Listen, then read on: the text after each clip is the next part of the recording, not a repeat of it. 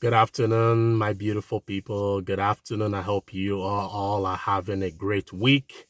I got another great video for you guys today. It is giving and receiving. Before I start today's video, please subscribe to my YouTube channel, Fitness and Self-Improvement. Hit that notification button. I would really appreciate it.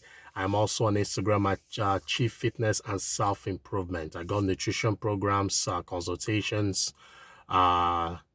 workout plans, you name it, whatever you want to help you get started on your self-improvement journey or maintain your self-improvement journey. I got you covered.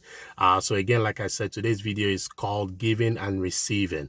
Too many times, a lot of us, we give more than we are receiving, whether it's from a co-worker, whether it's from a friend, whether it's from a relationship partner, a marriage partner, whoever it is that you deal with on a day-to-day basis.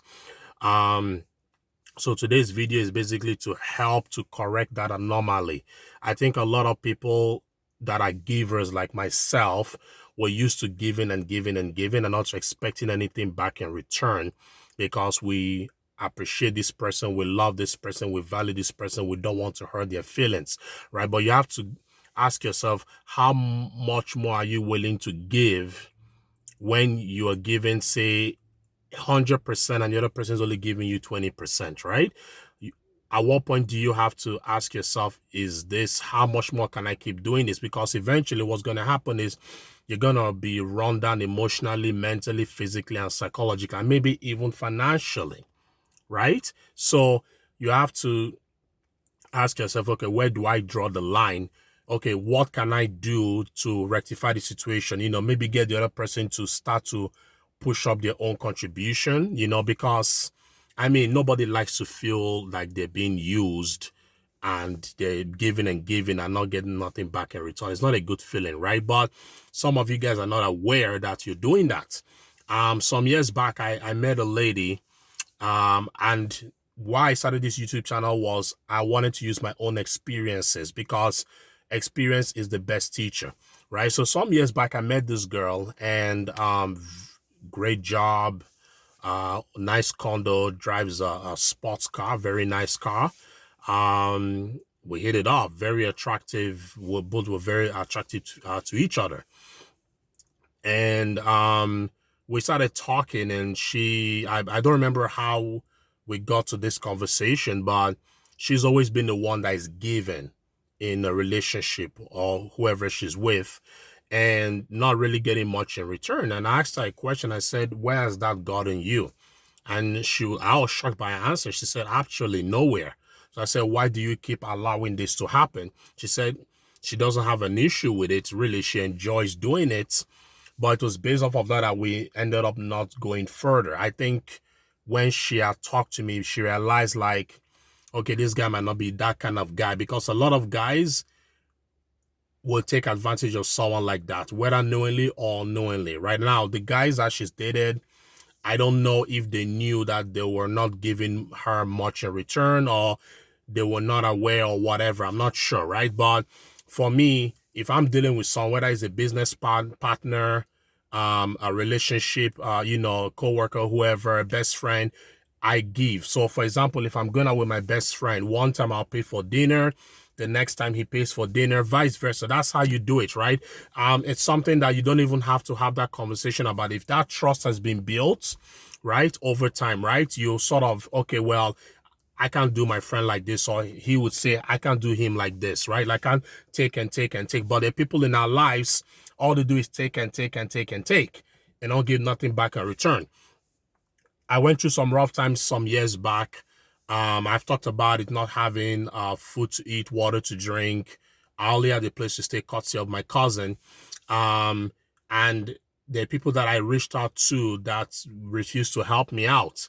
And these are people that I've helped over the year, like I'd helped before. So, you're expecting, okay, maybe they will sort of, okay, remember and reciprocate, right? It's all about reciprocation, right? It's the same thing, you're dating a girl, or for the girls, you're dating a guy. You compliment the guy or you compliment the girl and they're not really responding back in return. These are things that you have to keep your eye out for, right? Okay, how many times do I have to compliment this guy? He doesn't compliment me back. Or how many times do I have to compliment this girl? She doesn't compliment me back. You know, that's what I mean. Giving and receiving is reciprocation. It's simple. You should expect to be reciprocated for the time that you give and the effort you give to people. I know people talk about, oh, you should do things without expecting nothing in return. That is bullshit. That is absolute nonsense. If I'm giving you 100% of my time and effort, whatever, whether it's a project I'm working for you or doing something for you, I expect something in return. Doesn't have to be money, but at least something. I respect it's give and take. Give and take. It has to be 100%, 100%. I don't believe in 50-50, especially in a relationship or marriage. Both have to bring 100%, 100% to the table. Now, if you're someone who is, like I said, a giver, and you start to notice that in your partner that possibly that they're not really pulling their weight, you know, do you pull back, right? Have a conversation. Say, you know what, I don't feel like you're pulling your weight, he or she, whoever that person is.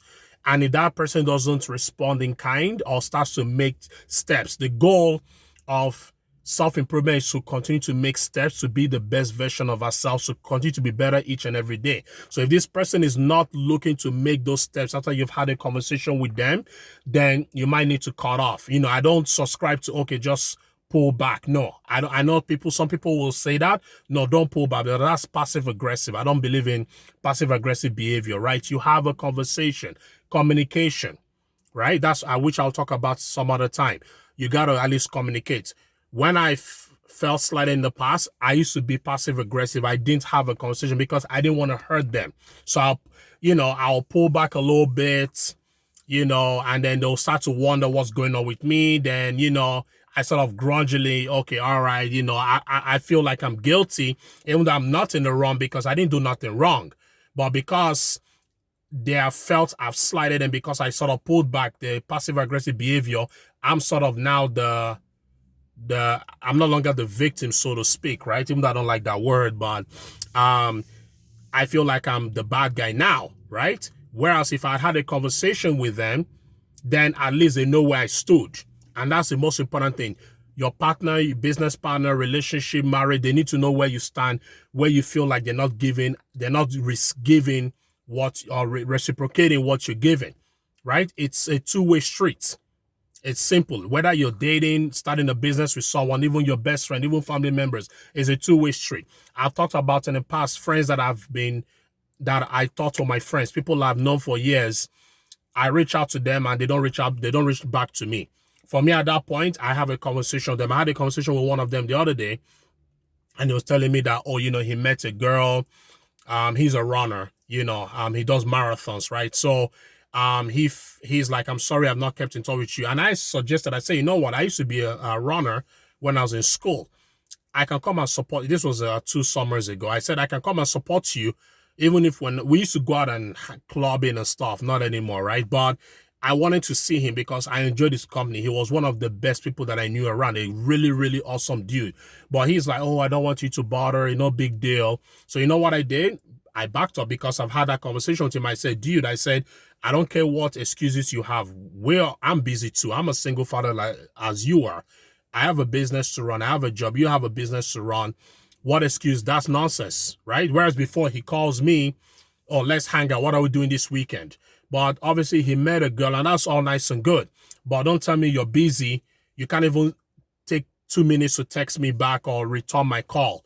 Just to say, hey, bro, I received your call. I miss you. Let's hang out sometime. Even if we don't go clubbing anymore, just dinner or drinks, whatever, right? But that's my point. Because I've already had that conversation with him, I pulled back. Because I was the one always reaching out to him. And he wasn't reciprocating back by calling me, even a text, nothing, zilch, right? So that's what I thought. You need to have that conversation first, right? So let me know what you guys think. Comment below. I got another great video for you guys coming very soon. I love you all. Thank you all for your support. Remember to stay happy, peaceful, positive, and fulfilled. I'm out.